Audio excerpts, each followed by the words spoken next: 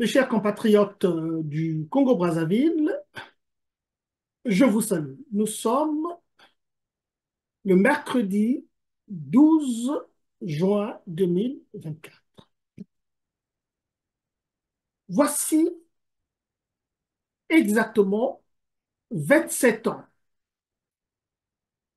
que nous entretenons cette discussion avec vous dans des contextes que nous connaissons.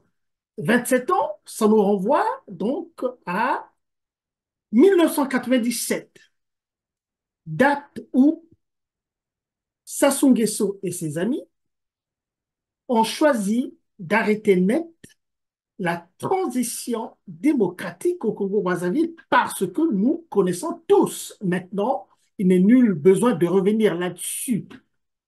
Tout le monde sait maintenant, après évidemment avoir incriminé le régime de Pascal Lissouba, lui rendant responsable d'avoir créé la guerre alors qu'il a été élu par les Congolais, créer la guerre au Congo et entraîner tout ce que nous avons vu malheureusement en termes de destruction des personnes humaines, en termes de destruction des personnes morales, en termes de destruction des biens matériels, personnels et institutionnels. On sait bien ce qui s'est passé. Mais après 27 ans de l'incarnation d'un pouvoir euh, personnel, non partagé, 27 ans, c'est plus d'un quart de siècle, et rajouter évidemment à ce qu'a été la gouvernance de M. Sassou Nguesso avant la conférence nationale, ça fait bien 40 ans. Et qu'aujourd'hui, tout le monde est capable, n'est-ce pas, d'évaluer, de mesurer le chemin parcouru en termes de progrès ou de manque de progrès, c'est pas l'objet de ma communication aujourd'hui. L'objet de ma communication aujourd'hui, c'est de revenir évidemment sur cette étape euh, ultime atteinte, n'est-ce pas, par cette gouvernance que nous qualifions évidemment d'une gouvernance criminelle et destructrice. Et la destruction, ça se voit devant nous. La construction d'un pays, ce n'est pas les autoroutes ou les routes, il n'y a même pas d'autoroutes au Congo, les routes qu'ils se pavoisent de casser les tympans des gens qu'ils construisent. Mais le progrès, c'est de former, n'est-ce pas, de la ressource humaine capable, n'est-ce pas, de construire des routes et davantage encore, parce que quand on a formé, n'est-ce pas, une ressource humaine capable de construire de façon autonome des ouvrages d'art, voilà le sens du progrès, parce que on n'a plus besoin, n'est-ce pas, d'aller chercher de l'expertise ailleurs, nous l'avons formé. Le progrès, ce n'est pas les tours jumelles, ce n'est pas les constructions faramineuses ou que sais-je encore. Et encore, le contraste est quand même assez saisissable quand on voit les tours jumelles et ce qu'il y a autour. Et on aimerait bien voir qu'on nous fasse des reportages un peu sur ces tours, pas sur ces tours jumelles, mais à l'intérieur, n'est-ce pas, des tours jumelles, pour qu'on essaie de voir un peu la dynamique, la vie vibrante au sein, n'est-ce pas, de ces tours. Alors, quels sont les commerces là? Est-ce que journellement, comment ça fonctionne? C'est ça, évidemment, l'intérêt de quelque chose qu'on a construit pour le pays et que ça marche. Ça sert à rien de construire des hôpitaux. À l'intérieur, on ne voit pas des infirmières, on ne voit pas des médecins. Ça sert à rien de construire des tours énormes, ne pas en finir, et qu'on ne voit pas qu'il y a la vie dedans. Ça sert à rien de construire et d'en garder des éléphants blancs. Ça, c'est le degré le plus avancé de la bêtise humaine que, évidemment, les gens qui le font, je me demande le courage qu'ils ont, n'est-ce pas, de s'enorgueillir à construire des choses. Il faut commencer par construire, n'est-ce pas, les Congolais, et puis construire aussi, n'est-ce pas, les choses ou les ouvrages d'art, comme je le dis, et puis tout ce qui est bien immobilier. Donc voilà, il n'y a pas de progrès au Congo. Le Congo-Brazzaville, un petit pays, comme nous le savons très, très, très bien, très, très, très riche, tout l'argent que le pays a engagé a été dilapidé par la manière dont vous connaissez. Alors, donc, je reviens donc sur ce qui marque l'actualité aujourd'hui, c'est-à-dire le niveau de la bêtise humaine auquel ils ont encore, sont encore parvenus avec cette histoire d'une diplomatie alors abracadabrantesque. Et qu'aucun pays, on a beau rechercher dans le monde, ça m'étonnerait qu'on puisse trouver un modèle tel que ce qu'on nous sert au Congo-Brazzaville, c'est-à-dire que au dernier moment, ces derniers temps, c'est carrément l'écrasement, la disparition, n'est-ce pas, d'une diplomatie finalement. La diplomatie congolaise n'existe pratiquement plus. Ils ont mis en place un ministre chargé de la coopération internationale ou je sais pas de quoi, de PPPP ou des choses comme ça. La personne de ce jeune garçon que nous appelons, à qui nous avons quand même essayé d'attirer l'attention, on pensait quand même que ce jeune garçon comprendrait que la voie dans laquelle il était en train de s'engager ou la voie dans laquelle son père était en train d'engager, c'était pas une voie salutaire pour lui. Pourquoi je le dis? Parce que ben, il a tout. Il a tout engrangé. Il a la richesse que personne d'autre n'a jamais pu avoir. Il a acheté des biens immobiliers partout, partout, partout. Donc, ce n'est pas le problème de l'argent, c'est simplement le pouvoir, problème du pouvoir. Le pouvoir, avoir le pouvoir, on peut même mourir avec le pouvoir. Mais il oublie que le pouvoir au Congo, c'est quand même un terrain très, très tumultueux.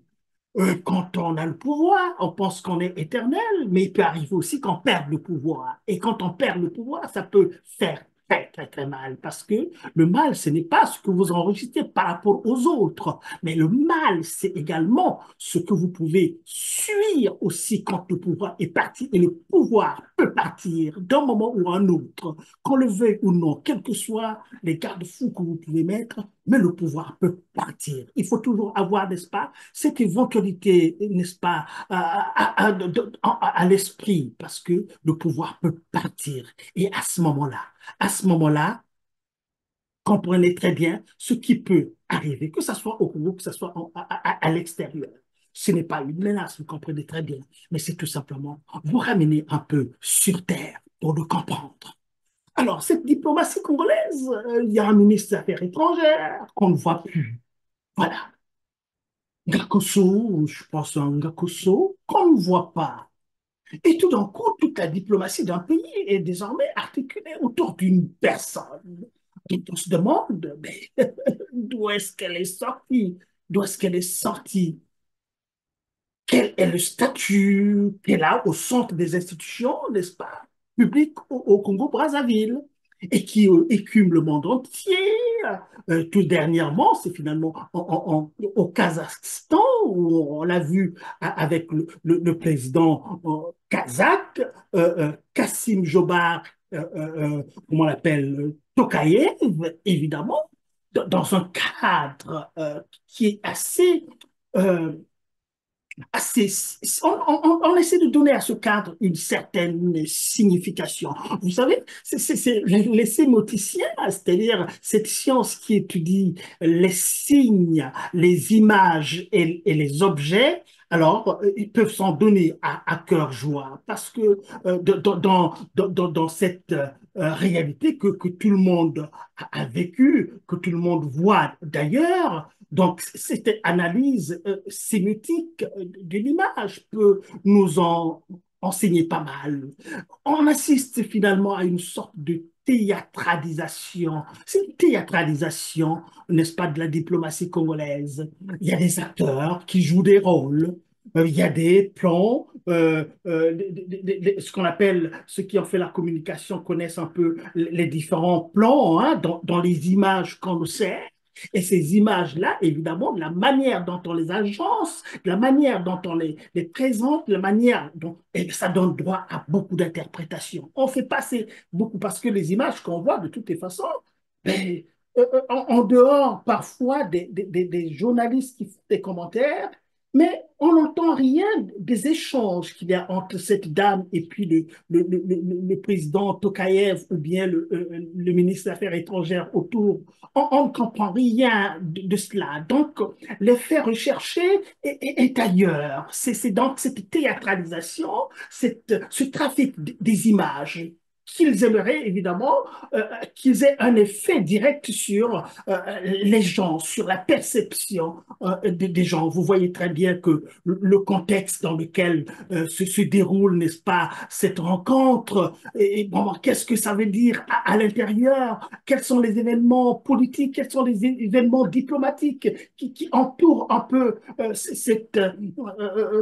n'est-ce pas, ce voyage au Kazakhstan. Et on a vu aussi la même chose, toujours dans ce pays-là, en Azerbaïdjan, c'était le même cérémoniel. Et c'est à croire que Sassou Nguesso a quelque chose de ce côté, dans ce côté du monde. On a vu aussi tout dernièrement l'accueil à Brazzaville du ministre russe, n'est-ce pas, des Affaires étrangères. Donc, il y a certainement quelque chose qui se fait, mais quelle importance va-t-on donner, n'est-ce pas, cette, à ces envolées-là, ça c'est tout à fait autre chose. Mais ils veulent faire passer un message. Mais comment est-ce que les Congolais, à partir de ces symboles, n'est-ce pas, les couleurs chatoyantes autour, voilà, la signification autour de ce qu'on veut présenter aux gens, à quoi ça rime, à quoi ça renvoie. Mais tout ça, de toutes les façons, à côté de cette théâtralisation, on peut réduire à zéro tout cela, parce qu'on peut dire aussi que voilà, c'est une politique forcenée, une diplomatie forcenée, c'est-à-dire que M. Denis Sassou Nguesso est certainement perdu aussi, parce qu'il est perdu à son propre niveau également. Quand les problèmes vous dépassent de toutes les façons, vous pouvez être perdu. Et quand vous n'avez pas complètement perdu la boussole, ben vous vous engagez toujours à faire des choses. On le voit, comme avec une nouvelle jouvence. Il pense qu'il est encore très, très jeune, très fort. Il le montre aussi. Et là aussi, c'est une forme de théâtralisation, n'est-ce pas, de son existence et de l'espace politique, n'est-ce pas, qu'il a piégé, dans lequel il fonctionne. Donc, quelque part aussi, ça peut cacher tout à fait un délabrement complet aussi de sa propre condition, que ce soit personnelle ou aussi politique. Monsieur Denis Sassou Nguesso sait très bien que malgré le fait qu'il veut démontrer qu'il a des amis dans le monde entier, mais aussi il sait ce qu'il subit aussi quand il va à l'étranger, il va dans certains pays, parce que là, il y a deux choses qu'il faut mettre en balance là. Il y a deux choses qu'il faut mettre en balance. C'est en fait la réputation de la personne qu'on reçoit, qui est parfois une réputation tout à fait exécrable, une réputation qui est tout à fait négative, parce que ces pays-là ont des représentations diplomatiques aussi. Au Congo, la presse s'en donne à cœur joie sur la situation du Congo. Ils savent très bien que M. Denis Sassou Nguesso, c'est un criminel, pas tenté. M. Denis Sassou Nguesso a entraîné son pays dans la guerre. M. Denis Sassou Nguesso, dans son pays, est allé prendre une soldatesque étrangère, un ramassis, n'est-ce pas, de milices ailleurs pour venir faire la guerre dans son propre pays pour avoir le pouvoir. Et à l'intérieur, même ayant eu ce pouvoir-là, il a continué à faire la guerre à son propre peuple. Et il sait très bien que les Congolais, au fond, qui ont tellement subi de ce monsieur-là, il sait que les Congolais ne l'aiment pas. Mais la réplique de M. Denis Sassou Nguesso, c'est dire, mais je sais très bien que vous ne l'aimez pas. Mais je vous ne les aime pas non plus. Je ne vais pas revisiter, n'est-ce pas, Gainsbourg, je t'aime moi non plus. Mais c'est tout comme. Les Congolais, vous ne m'aimez pas parce que je vous ai massacré à tour de bras.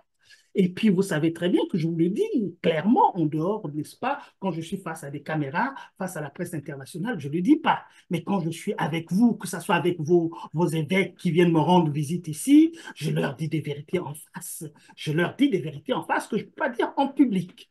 Voilà, c'est une personne qui est à ce niveau, n'est-ce pas, à un niveau tellement délabré de sa propre conscience, où il se rend compte aussi, mais il avait dit lui-même aussi, même si à des moments ou d'autres, on vient le déranger dans son sommeil, et les indiscrétions montrent aussi que de temps en temps, il se met à crier dans son propre sommeil, eh bien, c'est bien parce que, évidemment, il y a quand même une vie cosmogonique aussi à nous au Congo-Brazzaville. En dehors de la vie que nous vivons, il y a une vie qui est transcendantale. Cette vie transcendantale, c'est celle qui fait voir à M. Denis Sassou Nguesso aussi ce côté, n'est-ce pas, ce côté sombre de son existence, ce côté invisible de son existence, où il peut être mis en face des gens qu'il a favorisé le trépas.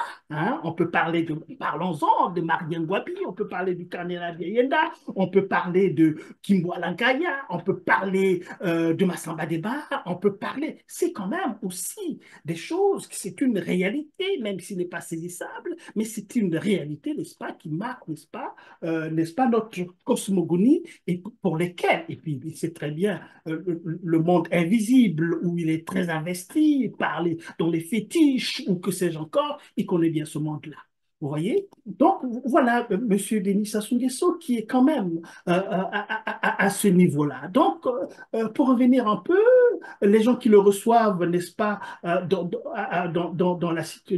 l'espace public international et qui lui font dire des choses. Je me rappelle Johnson, le Premier ministre britannique aussi, qui lui disait des choses en direct, on l'a bien vu, hein, qu'il insultait carrément. Et puis bon, il a eu Macron, à qui on est allé souffler à Macron, attention, ton gars là, il est en train d'être malmené par le Premier ministre anglais, et il est venu le tirer un peu de ce guépier dans lequel il s'était joint pieds et mains liés en pensant qu'en allant parler avec Johnson, il allait plaider sa cause. Mais qu'à cela ne tienne, il le sait très bien de ce côté-là aussi, comment il est malmené, n'est-ce pas, au niveau international pour certains de ses interlocuteurs qui savent très bien de quelle personne il est. Et puis de l'autre côté aussi, ben, écoutez, voilà, des gens toujours dans cet espace international, il y a aussi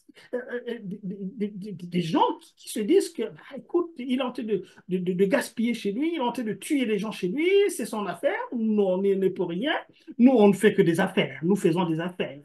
Et puis de ce côté-là aussi, Sassou Nguesso ne va pas va de main très très forte là avec ce qu'il sait très très très bien faire, c'est la corruption.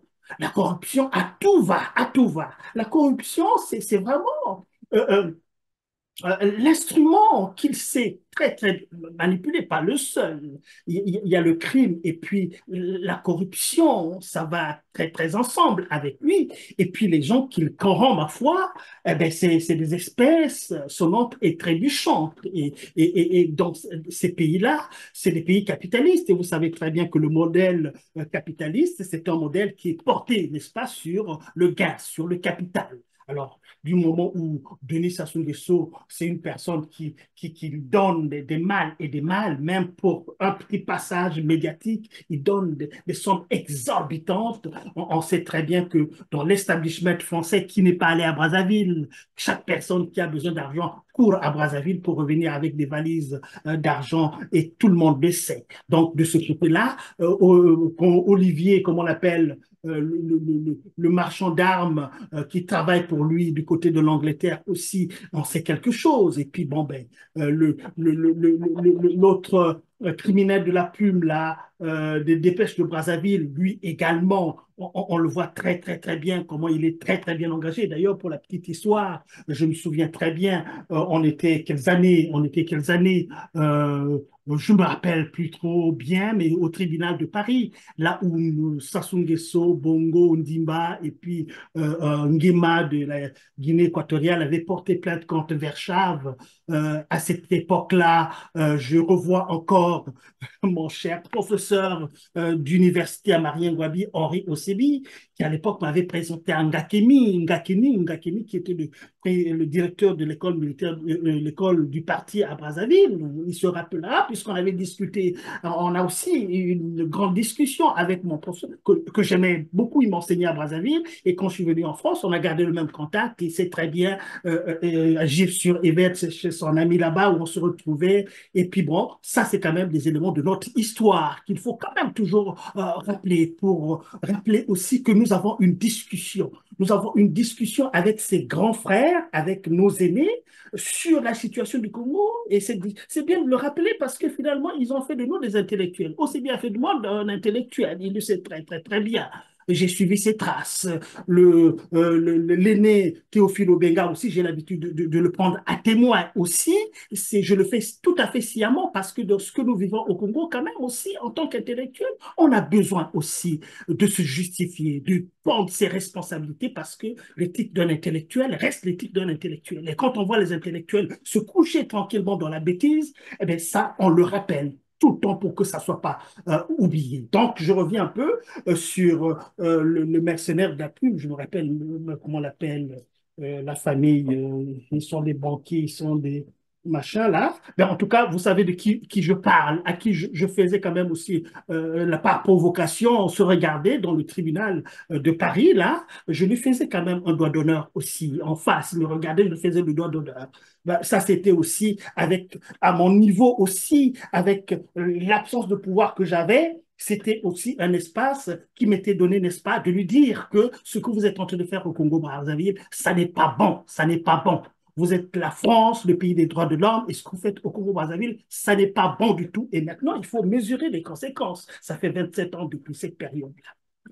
Donc voilà, et voilà, c'est cela. Moi, au départ, bon, je voulais vous parler évidemment, cette diplomatie abracadabrantesque, mais il faut toujours rappeler, nous, ce qui nous donne de l'importance par rapport au combat, à la résistance que nous menons depuis 27 ans, et puis il y a un autre élément de mesure quand même aussi, hein, par rapport à ça, par rapport à notre engagement. Nous, on s'est engagé ouvertement, nous utilisons nos noms, nous ne nous cachons pas aussi, on a souvent été menacés aussi, mais qu'à cela ne tienne, nous avons une vision, nous avons un message, nous aimons le pays à notre niveau, donc nous aimons toujours rappeler ces éléments de l'histoire pour qu'on comprenne, pour que les Congolais, en fait, qu'on a floué malheureusement, qu'on a floué jusque-là, puissent se souvenir quand même que dans ce combat pour la nation congolaise qui est en train d'être effilochée, qui est en train d'être détruite, il y a quand même des gens qui sont là, qui ont repoussé tous les appels de pied qu'ils ont eu à faire. Je ne vais pas citer d'autres personnes encore. Et lors du premier voyage de M. Denis Sassou Nguesso en France, après avoir repris son pouvoir en 97, il était au criant. Mais ce premier voyage, nous avons fait une marche extraordinaire à Paris et nous étions du côté de la Madeleine et en face de nous, il y avait toute la horde des cobras que Sassou Nguesso avait amenés. On peut le comprendre puisque s'il reprend le pouvoir au Congo-Brazzaville avec l'aide des Français qui sont allés s'enorgueillir en Angola pour l'Angola d'avoir, n'est-ce pas, permis à Sassou Nguesso de prendre le pouvoir. Donc c'est tout à fait normal que la France donne des visas, n'est-ce pas, à ces cobras qui avaient fait le travail. D'autres sont restés à Paris, à l'extérieur, parce qu'avec le gros boulot qu'ils avaient fait à mater, à tuer les gens, c'est une charge psychologique aussi pour ces jeunes gens, malheureusement, à qui on a soumis, n'est-ce pas, à une expérience tellement difficile que d'aller tuer n'est-ce pas, compatriotes qui ne leur ont rien fait parce que les gens, quand on voit les images des cobras dans le pool, mais c'est ahurissant. On ratisse, ils sont contents de se filmer, de faire. Mais vous faites la guerre avec qui? Est-ce que le pôle est réputé, et vous pensez que le pôle est réputé têtu et que sais-je encore? Mais c'est les hommes politiques, peut-être du pôle, mais ce n'est pas les populations que vous avez massacrées pour rien, Mwana Moké, Mama, Tata, Papa, Papa, Papa. Ça, c'est des choses que vous avez eu à faire, vous êtes bien content de cela, mais nous, ces éléments de l'histoire-là, on a besoin toujours de le rappeler. On a besoin de le rappeler, même si vous pensez que quand c'est passé, c'est passé, il faut oublier. Mais non, non, non, non, on n'a pas besoin que les Français, parce que c'est la mémoire de ce pays-là. Et vous ne montrez aucun signe d'ouverture, eh bien, c'est des choses que nous vous rappelons assez régulièrement. Donc ça, nous tenons ce discours-là parce que nous sommes fidèles. Nous sommes fidèles à notre positionnement et nous sommes préparés aussi à disparaître un jour sans atteindre la terre promise, sans arriver au pouvoir, puisque nous avons la conviction ferme et intime que nous pouvons aussi gouverner ce pays-là. Et si on gouverne ce pays-là, on le fera de la manière la plus extraordinaire qui soit et que nous réussirons à coup sûr. On ferait comme ce qui est en train de se faire en ce moment au Mali et dans les autres pays de l'AES. On voit très bien au Mali comment ce jeune garçon, très très jeune, de la trentaine, est en train de faire des choses extraordinaires. Vous voyez? Mais qu'à cela ne tienne, nous continuerons ce combat-là. Et nous continuons ce combat-là parce que de plus en plus, nous avons espoir. Nous avons espoir que finalement, les Congolais qui se sont laissés flouer au cours de l'histoire, qui se sont eux aussi couchés dans la chanson, mélodie affreuse de Denis Sassou Nguesso, commencent à bien comprendre aussi les choses, qu'au fond, ils sont aussi victimes de ce grand Manitou, hein, que ce soit ses enfants d'ailleurs. J'en ai évoqué le fameux Kiki en tant que tel, que nous disons évidemment, ce jeune homme, nous parlons de jeune homme parce qu'évidemment, il est très très jeune par rapport à l'âge que nous avons. C'est un jeune garçon à qui nous prodiguons quand même des conseils, mais qui ne veut pas écouter, il ne veut pas écouter, c'est tout à son honneur, certainement, puisque finalement, la chose la plus fondamentale, la plus essentielle qu'il recherche, c'est le pouvoir pour le pouvoir. Ce n'est pas d'être dans des conditions agréables, où il a tout, mais c'est le pouvoir. C'est ce pouvoir qui est piégé par son père déjà. C'est un pouvoir qui est très piégé, c'est un pouvoir qui est nauséabond, c'est un pouvoir qui est toxique, qui est toxique. Et s'il veut s'engager là-dedans, il faut qu'il se dise quand même que eh ben, je vais rester au pouvoir comme mon père, mais pendant le temps qu'il va rester au pouvoir, il va être confronté à cette adversité qui s'est installée, que ce soit autour de lui ou parce qu'autour de lui-même aussi, il sait très bien que dans le régime qu'il partage avec les autres, mais il y a les grands couteaux qui sortent aussi. Le groupe Aokemba, les Ndengue et tout sur le tralala, le groupe Akiki et tout le tralala. Mais c'est les grands couteaux qui sortent là. Alors comment pensez-vous vraiment pouvoir le pouvoir et gouverner ce pays dans une ambiance comme celle-là, alors qu'on aurait pensé que les gens qui arrivent au pouvoir doivent ouvrir, être dans une symbiose avec leur population, peuvent prendre l'avion, aller atterrir n'importe où, congratuler les gens, plutôt que d'être là toujours encadré par l'armada militaire et tout le tralala. Et en tout cas, qu'à cela ne tienne, qu'à cela ne tienne. Bon, maintenant, je vais terminer. Je vais terminer un peu cette adresse vous devez être habitués maintenant à nous écouter parce que c'est évidemment le seul canal que nous avons pour entretenir cette discussion avec vous. Alors, malgré donc cette théâtralisation de la vie politique au Congo, vous avez, on se rend quand même compte aussi que, ah, pour la première fois, pour la première fois, malgré les couillonnades de Sassou Nguesso vis-à-vis à la population, d'entraîner toutes les personnes qui sont de la partie septentrionale de notre pays, dans les régions, les départements du Nord, évidemment, qui pensent évidemment au grand mensonge que Sassou Nguesso leur avait pendu là, si je suis tué à 11 heures, à 13 heures, 14 heures, tous nos villages dans le Nord seront brûlés. Mais quand même, mais bon sang de pipe, hein? Mais et un peu de bon sens, là, franchement. Franchement, un peu de bon sens à dire des inepties comme ça.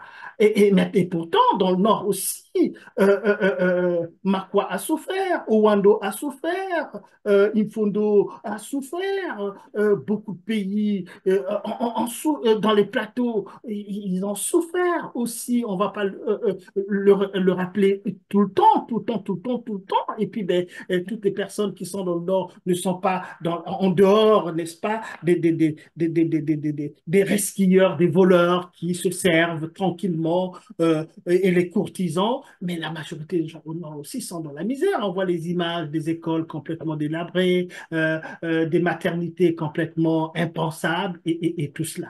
Donc, finalement, ce qui est formidable dans ces derniers temps, de toutes les façons, depuis, évidemment, cette affaire de la vente des terres au Rwanda, bon, on dit la vente des terres au Rwanda, mais je ne pense pas qu'on leur ait donné, n'est-ce pas, des titres fonciers pour se dire que voilà, nous avons.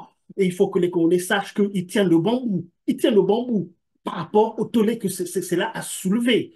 On voit très bien que les gens qui ont bien signé les contrats en question, on les a vus, n'est-ce pas, depuis 2022, signer les contrats, avancer là-dessus et tout, et qui tout d'un coup disparaissent. Ils disparaissent, on ne les voit plus. On ne les voit plus et c'est à dire que voilà, c'est des gens qui manquent de courage. Ils manquent de courage par rapport aux actes qu'ils posent. Et ça, c'est quand même le degré le plus, le degré zéro, même moins 10 du courage politique. Parce que quand je signe, j'appose ma signature quelque part, eh bien, je m'engage avec ma signature et puis j'assume. On ne peut pas signer et puis disparaître. Quand ça devient chaud, on disparaît. Et puis on envoie les petits lampions là, les Marcousseau, qui sont complètement perdus. Le pauvre monsieur, je me demande comment il arrive à tenir. On envoie les Mabiala, on envoie les Mungala, tous azimuts. C'est aussi les gens du Sud et qui sont été cooptés dans le système et qui sont manipulés à souhait. Et tous les grands ténors de ces accords ont disparu. Ils ne disent mot. Motus bouche cousue. Mais venez vous expliquer, vous avez signé. Vous n'êtes pas courageux. Le seul courage que vous avez, c'est quand vous êtes entouré des bétaires, des chars et tout ça pour des petits déplacements. Mais attendez, quand on vous enlève un peu tout cet attirail militaire, là, vous devez trembler comme des feux. Et quand vous croisez même un petit enfant de 5 ans, là, devez trembler. Puisque vous n'avez même pas le courage de venir devant, vous vous justifier. Les Congolais vous demandent quand même. Et puis là aussi, voilà, pour la première fois aussi, avec cette histoire, ils ont bien vu que cette histoire risquait de les emporter. Et voilà comment ils ont réagi jusqu'à entraîner les pauvres prélats, n'est-ce pas, l'épiscopat dans cette bêtise-là. Et on voit très bien que les éléments de langage, beaucoup l'ont dit aussi, j'ai suivi, je suis aussi les émissions qui passent par-ci, M. Boukadia aussi, qui a fait une très belle émission sur R7, c'est quand même un bon plaisir de l'écouter, avoir, n'est-ce pas, une telle approche, malgré évidemment son propre passé avec M. Denis Sassou Nguesso, mais il n'est jamais trop tard pour bien faire. Il n'est jamais trop tard pour bien faire. M. Boukadia, on a discuté avec lui, mais je pense que c'est très bien. Les gens qui sont partis avec Denis Sassou Nguesso, qui s'en sont fâchés, quand ils reviennent vers nous, on est bien content. On est bien content. On est bien content de les avoir avec nous, mais à condition d'être vraiment franc dans la nouvelle orientation de la bataille que nous menons maintenant, la résistance que nous menons pour le peuple congolais, parce que ce qui se joue en ce moment, c'est des choses très graves. Très, très grave. C'est-à-dire que finalement, le dernier carré de notre souveraineté en tant que telle, qui est l'importance qu'on accorde à nos terres, hein, eh bien, ce dernier carré est aussi bousculé par Sassou Nguesso, tout simplement pour, évidemment, connaissant la personne, on ne peut pas, on ne peut s'étonner de rien. Donc voilà, aujourd'hui, nous sommes bien contents. Nous sommes bien contents parce que finalement, les Congolais, dans tous les 12 départements de notre pays, ont compris que finalement, on a été foués. Même les gens qui sont nés après 97, hein, parce que de toutes les façons, nous autres, on est nés après la Deuxième Guerre mondiale, mais quand nous parlons de la Deuxième Guerre mondiale, c'est comme nous avons vécu, parce que nous avons appris de la Deuxième Guerre mondiale, la Première Guerre mondiale, et même de ce qui s'est passé bien avant, parce que c'est ça aussi l'instruction. L'instruction qui permet, n'est-ce pas, d'être finalement, nous sommes des êtres atemporels dans la connaissance, n'est-ce pas, des grands événements, n'est-ce pas, de notre temps. Donc, c'est pas le fait d'être né après 97 peine avoir connu que Denis Sassou Nguesso comme président, qui va enlever, n'est-ce pas, à ces jeunes la pensée, la substance, l'intelligence de comprendre bien les choses, parce qu'eux aussi, aujourd'hui, à 27 ans, ils sont des pères de famille, ils sont des adultes aussi qui ont le souci de leurs propres enfants, aussi qu'ils aiment tant, et qu'ils comprennent très bien que, ah, mais voilà ce qu'on nous avait caché, on a compris maintenant, mais maintenant, comme il y a un consensus qui semble être national par rapport à nos terres et qu'on sait maintenant aussi que M. Denis Sassou Nguesso n'aime pas les Congolais, que ce soit dans la partie septentrionale ou de la partie méridionale de notre pays, dans les 12 départements, tout le monde est de plus en plus conscient, en dehors de ce petit microcosme de personnes autour de lui qui malheureusement ne fait qu'avaler des couleuvres à longueur de journée. Les Congolais savent très bien que, ah, monsieur Sassou Nguesso, vraiment, il a détruit le pays. Il n'est pas prêt à s'arrêter. Et quand on a pris cette prise de conscience-là, eh bien, on atteint la prise de conscience, il faut qu'on atteigne maintenant une morale collective. La prise de conscience collective, la conscience collective est bousculée avec l'histoire des terres, là. Vous voyez comment ils sont désorientés. Ils ne savent pas expliquer. Ils sont rentrés, aller voir les populations. Eh bien, les populations leur ont dit clairement que nous n'en voulons pas, nous n'en voulons pas. Alors, allez rendre compte fidèlement à votre Manitou, là, allez lui dire que les Congolais n'en veulent pas et que s'ils continuent, eh bien, les Congolais disposeront. Les Congolais disposeront. Et quand les Congolais disposeront, c'est quand les armes, les gens que vous allez envoyer avec des armes, là, les orgues de Staline, là. Mais il arrive aussi un moment que, d'accord, on part avec les armes que vous allez les tuer, allez les voir. Oui, le respect dans l'armée, la franc-maçonnerie, puisque vous vous basez aussi sur l'obéissance aveugle, ben, il arrive au moment où le soldat qui est parti sur le terrain hier, là, qui est revenu à la maison, qui a trouvé un attroupement chez lui, on lui demande, mais qu'est-ce qui s'est passé? Ah, mais oui, mais tu es parti là-bas, c'est ton cousin qui a été touché par une balle ou son propre frère. Et bien le lendemain matin, il doit repartir encore, remettre sa tenue pour aller encore sur notre terrain un autre terrain d'activité, aller tuer encore. Mais c'est là aussi, sur le chemin, ça travaille dans la tête, là. Ça travaille dans la tête. Il a l'arme, là, là, là, là, là. Et de là, évidemment, qu'il retourne maintenant l'arme vers celui qui l'a envoyé, qui a permis à qui lui a fait perdre son cousin ou son frère. Il n'y a que deux pas. C'est des choses comme ça là qui sont, on comprend tellement facilement. Donc ça, c'est la réalité aussi de la vie politique pour laquelle il faut quand même aussi penser de temps en temps quand vous êtes dans votre opulence indue, dans votre pouvoir qui sort par les oreilles, par les pores, et vous pensez que c'est vous qui avez fabriqué Dieu et donc vous pouvez manipuler même Dieu. Mais il arrive des moments de lucidité, il faut penser à des choses comme ça. Aucun dictateur dans le monde n'est resté éternel. Et si il arrivait à M. Sassou Nguesso de disparaître un jour, ne pensez pas que ce qui va rester, parce que déjà le fait qu'il puisse mourir, ça va créer un chaos pas possible, que la seule chose que les gens seront à faire, c'est de fuir, parce que en tant que tel, cet événement, ça va créer une situation incontrôlable. Déjà, les jeunes qui veulent marcher, qui vous êtes dans un pays pareil démocratique, les jeunes demandent à marcher, vous leur interdisez de marcher, et puis bon, voilà, et vous voulez qu'ils fassent leur marche dans des salles fermées, c'est parce que vous savez très bien que c'est là que se trouve le talon d'Achille. Votre talon d'Achille, c'est là. Hein, une fois que la manifestation échappe aux forces de l'ordre, c'est fini.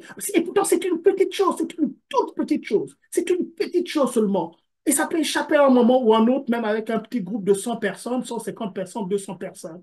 Mais comptez avec les 400, les 4 millions que nous sommes au Congo-Brazzaville. C'est pourquoi aussi, dans la démarche qui est la nôtre, qui est une démarche tout à fait légitime, que nous parlons au CRC, évidemment, le Congrès pour la renaissance du Congo, qui est tout à fait un concept qui tient la route. Il faut que le Congrès puisse renaître.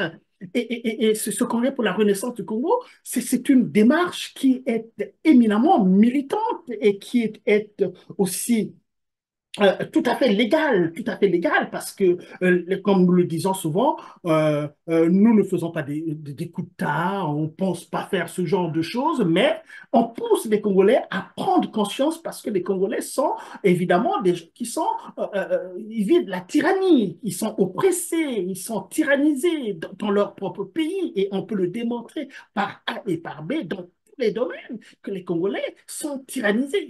On leur a arraché leur propre droit en tant que tel, puisque l'argent, le Congo est un pays riche, mais ils ne reçoivent rien. Les jeunes ne vont pas à l'école, les jeunes vieillissent sans jamais travailler. C'est un droit fondamental. L'école est dans l'état qu'il est. Maintenant, vous vous acharnez sur les bébés noirs, mais les bébés noirs, les grands bébés noirs sont dans le gouvernement. C'est ça la réalité des choses que vous ne comprenez pas. Et que ces bébés noirs, les jeunes, vous êtes en train de tuer la jeunesse. Vous êtes en train de tuer la jeunesse. Vous êtes en train de tuer la jeunesse. Et vous savez très bien que, ah bah, maintenant on entend les Mougalais qui parlent, on va construire des prisons. Oh, mais dis donc, mais voyons donc, on va construire des prisons pour mettre ces jeunes-là au lieu de parler de l'éducation, mais attendez, allez revisiter un peu Victor Hugo. Fermez les prisons et ouvrez des écoles, bon sang de pipe. Fermez les prisons et ouvrez des écoles. Voilà comment ça devait marcher. Et il faut savoir que ces jeunes que vous mettez en prison, là, c'est votre propre échec parce que les bébés noirs, c'est une émanation de votre incompétence, de votre manque d'expertise et puis aussi de votre vision catastrophique de la politique au Congo-Brazzaville. On voit comment est-ce que vous réagissez. Hein, des budgets énormes à acheter des armes. Mais non, on n'a pas besoin des armes au Congo-Brazzaville. Nous avons besoin d'atteindre un niveau au Congo-Brazzaville où aura une circularité tout à fait normale des élites politiques. On va même instaurer finalement, on a 12 départements. Pourquoi ne pas faire un pouvoir qui est circulaire entre 12 départements pour régler finalement cette histoire de ce poste-là de la présidence de la République. On peut aussi réduire la portée du président de la République et donner beaucoup plus de pouvoir, n'est-ce pas, au Premier ministre ou une autre organisation, institution en tant que telle. Nous voulons arrêter un peu avec cette saga de la mauvaise gouvernance. On veut arrêter, on veut créer une situation au Congo-Brazzaville où les Congolais vivent dans la paix, où les Congolais retrouvent un peu une certaine époque où vraiment les gens se déplaçaient librement dans le pays, dans le sud, des professeurs qui venaient du nord, qu'on aimait par-dessus tout. Moi, j'ai quand même fait mon collège à Sibiti. On était tellement contents de nos professeurs qui venaient de la partie nord, avec qui on s'entendait très bien. Quand mes collègues d'école m'écoutent, ils le savent très bien comment l'ambiance était au collège de Sibiti avec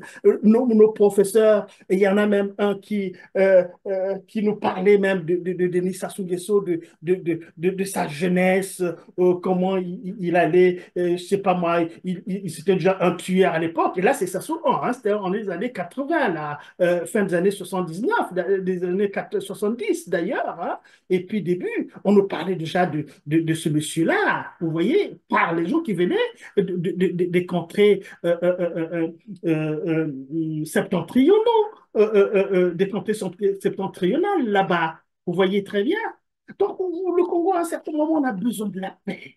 On a besoin de la paix. Pourquoi on a besoin de la paix? Parce qu'on assure l'avenir de nos enfants.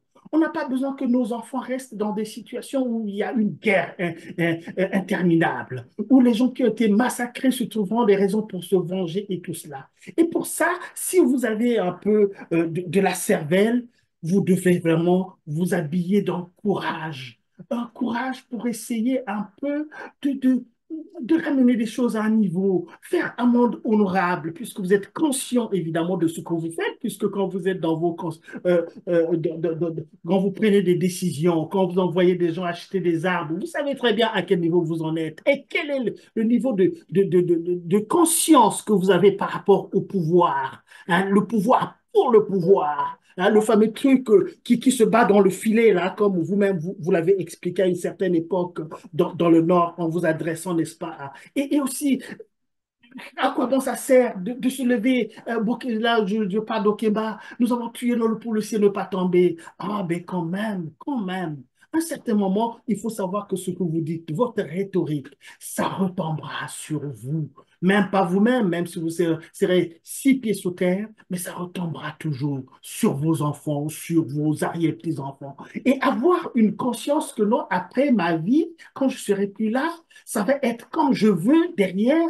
Alors là, je vous assure que c'est un niveau de conscience très nain et très rabougri, très rabougri.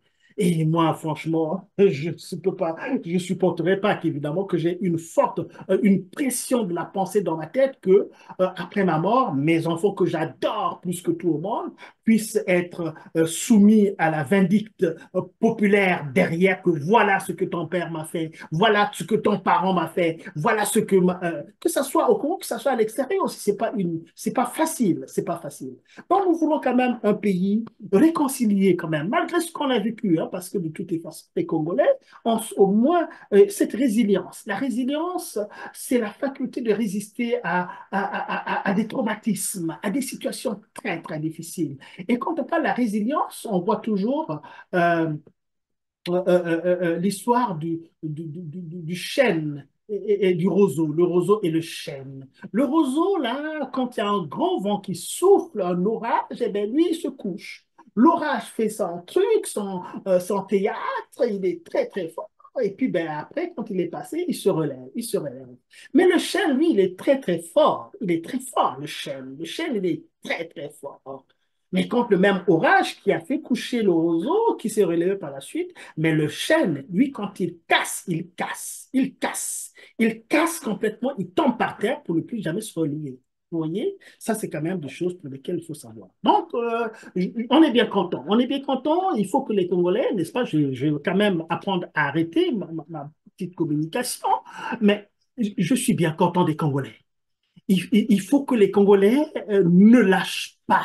Ne lâchent pas parce que ce qu'ils font là, c'est des petits traquenards encore qui n'auront pas d'importance. Parce que les Congolais, c'est bien rentré que non, le pays dans le sens où on a engagé le pays avec ces histoires-là, il faut qu'on se lève. Il faut qu'on se lève. Ce dernier carré de notre souveraineté qui est la terre, et les gens disent on a vendu, on a vendu. On n'a pas vendu. Ils n'ont pas réussi encore. Ils n'ont pas réussi encore et que par tous les moyens, il faut évidemment provoquer même, puisque le gouvernement a pris l'habitude de vous provoquer tout le temps avec tout ce qu'ils font, même défendre le salaire aux gens, c'est une provocation. Ne pas donner l'instruction aux gens, c'est une provocation. Se mettre à piler les pieds des gens sous les viaducs, c'est une provocation. Vouloir vendre des terres, c'est une provocation. Manquer d'électricité, c'est une provocation. Et le gouvernement n'a pas arrêté de vous provoquer, de nous provoquer. Et à partir du moment où nous avons la légitimité de revendiquer ce que nous vient de droit, nous allons aussi provoquer ce gouvernement-là, ce régime, ce régime. On va le provoquer aussi pour revendiquer ce qui nous revient de droit. Donc, maintenons la pression parce qu'il y va du Congo. Le Congo que nous aimons beaucoup dans les 12 départements. Parce que si nous nous couchons évidemment par rapport à ça, et je suis bien content aussi de voir un peu beaucoup de jeunes aussi qui parlent, qui parlent. C'est bien aussi le fait que, ben, voilà, c'est ça la souveraineté aussi, c'est ça la souveraineté des jeunes qui sur place au Congo-Brazzaville prennent la parole parce qu'ils sont dans leur droit. Ils sont dans leur droit que si on fait du mal à ces jeunes-là, eh bien évidemment, nous prendrons le relais également. Nous prendrons le relais. Donc, il faut qu'il y ait beaucoup de ces jeunes-là qui doivent revendiquer. Vous faites, parce que personne ne le fera à votre place. Personne ne le fera à votre place. Vous voyez, on entend souvent, ben, vous parlez là-bas, mais non, nous parlons ici parce qu'évidemment, si nous ne parlions pas ici, ce qui s'est passé là ne serait pas passé. Au moins, pour la reprise un peu de cette histoire, parce que nous faisons aussi un travail de fond ici, là où nous sommes depuis beaucoup d'années maintenant, et nous sommes en danger aussi. Nous sommes en danger aussi parce que le régime envoie des gens aussi pour nous faire la peau ici. Ils le savent très, très bien. Et puis leurs amis qui sont ici avec nous, on sait dans des pays démocratiques, mais leurs amis sont ici également. Hein, on a quand même pas mal des histoires, des gens qui ont été butés à l'étranger, pas forcément par des mecs congolaises en tant que tels, mais le général Mbaou, par exemple, on sait très bien ce qui lui est arrivé, ce qui lui a enfoncé les plans dans le ventre, c'est pas des Congolais, ce sont des Blancs. Ce sont des Blancs, on connaît bien cette affaire-là. Voyez? Donc, chacun, de la même façon qu'il y a des ministères des Affaires intérieures dans un pays, il y a le ministère des Affaires étrangères. Mais nous pouvons être, et chacun travaille pour la stabilité du pays. Hein? Les ministères des Affaires étrangères pour protéger le pays quand même contre les influences extérieures, que ce soit par la diplomatie ou que ce soit par la guerre. Et le ministère de l'Intérieur de veiller au sommet des Congolais à l'intérieur du pays en réduisant le taux de criminalité en traquant les malfrats au Congo-Brazzaville pour que les gens puissent, n'est-ce pas, dormir tranquillement et que ça ne soit pas comme aujourd'hui où, évidemment, les gens arrivent chez vous et vous font la peau. Et puis, bon, voilà, on a beaucoup d'images comme ça et l'insécurité est arrivée à un niveau impensable au Congo-Brazzaville. Donc, voilà un peu les petits mots que je voulais faire un peu ce soir. Il est 21h16 là où j'habite ici. Et donc, je voulais quand même aussi faire cette petite adresse aux Congolais pour dire que nous sommes ensemble et que nous tenons le bon bout. Hein, ils ont atteint un niveau qu'il ne fallait pas. Ils ont voulu vendre nos terres, mais ces terres-là ne partiront pas au Rwanda. Nous ne céderons pas un petit carré de notre souveraineté au Rwanda. Ils n'ont qu'à remettre l'argent du Rwanda, si le Rwanda, bien évidemment, leur a donné de l'argent. Et parfois, on se demande, mais un petit pays comme le Rwanda, et comme ça, là, des milliards, où est-ce qu'ils trouvent? Mais quand on connaît aussi le caractère, comment on appelle, c'est un régime de voleurs. Là, il faut utiliser les mots comme il se doit, parce que quand tu prends un argent qui ne t'appartient pas, tu n'es pas autre chose qu'un voleur. Il faut que tu prends le courage d'accepter que nous sommes des voleurs. Vous êtes des resquilleurs. Vous êtes des resquilleurs parce que vous prenez ce qui ne vous appartient pas. Et vous devez être en prison par rapport à ça.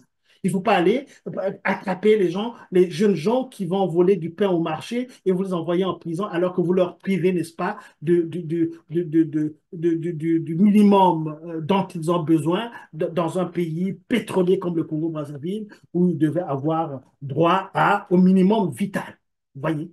Donc voilà, allez, on reste ensemble et nous serons toujours sur les médias sociaux pour vous livrer, n'est-ce pas, notre pensée par rapport, n'est-ce pas, à la marche, n'est-ce pas, de notre pays que nous voulons reprendre et instaurer, n'est-ce pas, un climat beaucoup plus serein, de sorte que les Congolais puissent retrouver un peu cette ambiance d'autrefois. Et nous reprendrons ces jeunes-là qui veulent mettre en prison, nous les reprendrons et nous les remettrons, n'est-ce pas, dans le droit chemin en développant, n'est-ce pas, des formations professionnelles et que sais-je encore, parce que là, le cerveau, ceux qui savent les études développementalistes, la cognition, l'esprit, l'intelligence de ces jeunes, la dimension psychologique est complètement atteinte parce qu'ils ont aussi une vérité désormais, mais une vérité qui est construite, n'est-ce pas, dans un contexte maléfique qu'ils ont créé, à comprendre que voler, c'est bon parce qu'ils n'ont pas autre chose. Donc, le vol devient une activité de pointe. Vous voyez, c'est ça leur vérité, c'est ça leur vie, malheureusement.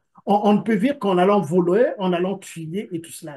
La mort, on la donne très facilement maintenant, et la mort est rentrée dans la circularité même de leur vie. Parce qu'il faut te bomber bateau, potolia. Te bomber bateau, potolia. Alors, vous comprenez un peu un tel résultat et ce qu'on aura fait au pays. Allez, merci beaucoup et on se retrouve à la prochaine fois. Et puis voilà. Moi, c'est Georges Goma, un résistant de la première heure. Je vous l'ai souvent dit que Denis Sassou Nguesso, quand il partait au Congo en février ou janvier ou février 1997, eh ben, j'étais là à sa conférence de presse et je n'avais pas apprécié son discours. Et son discours, c'était pour aller faire la guerre. Et d'autres personnes aussi, je ne vais pas citer les noms, qui sont aussi dans la police autour de Ndégué. Ils le savent très bien, les discussions que nous avons eues. Lissouba était au pouvoir, mais ils étaient à Paris, n'est-ce pas, finalement en mission commandée, puis ils ont travaillé avec Sassou Nguesso, qui préparait sa guerre, qui préparait son retour. On l'a souvent dit aussi, il y avait Magenta, et là où il habitait à l'avenue Rap là-bas, c'était toute une activité, et il est reparti au Congo pour aller faire la guerre. Il savait très, très, très bien qu'il ne pouvait pas gagner démocratiquement, malgré les gages qu'il avait donnés à Chirac. C'est tout à fait normal qu'en prenant l'avion, en atterrissant à Brazzaville, qu'il y ait beaucoup de gens. Puisqu'il avait dit ça à Chirac, tu vas voir, on voit des gens qui vont avec moi dans l'avion, ils vont voir comment les Congolais vont m'accueillir. C'est tout à fait normal, on connaît les Congolais, mais Brazzaville, c'est pas le Congo-Brazzaville. Brazzaville, c'est pas le Congo-Brazzaville. Donc, tout ça, c'est des choses que l'on connaît. OK? Donc, on est ensemble, nous continuons cette bataille-là pour le pays et surtout pour les générations futures à qui on a même arraché, n'est-ce pas, les fonds qui étaient faits pour eux alors que le pays était vraiment engorgé beaucoup, beaucoup d'argent. Et maintenant, le pays, malgré tout ça là, le pays est resté encore très, très endetté. Mais où passe l'argent du Congo? Ce qu'on construit au Congo-Brazzaville, c'est sur les prêts, donc on endette toujours ces pauvres générations futures. Et qu'on met en prison, qu'on veut mettre en prison, puisque Mungala veut construire des prisons pour ces jeunes-là. À un certain moment, il faut réfléchir quand même. Il faut réfléchir. Vous dites des intellectuels, mais à quoi bon un intellectuel sans degré de conscience universaliste? Je me demande comment on peut avoir le courage de continuer à se targuer comme étant des intellectuels. Allez, salut, à la prochaine. C'était Georges Gomez.